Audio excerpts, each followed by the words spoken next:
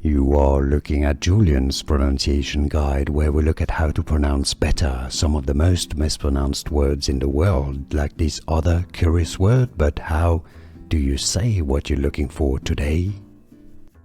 Let's learn how to pronounce this word. Dustbin. The T is there. Yeah, it's not entirely silent. I mean, you could argue that it is. But essentially what happens is that when you put your tongue on top of your palate to pronounce the B, well, dustbin, the T kind of disappears. So it's there, but it's not. So you can say dustbin or dustbin. Both pronunciations are indeed correct. It is accepted that the T is pretty much not pronounced, so you don't have to say dustbin.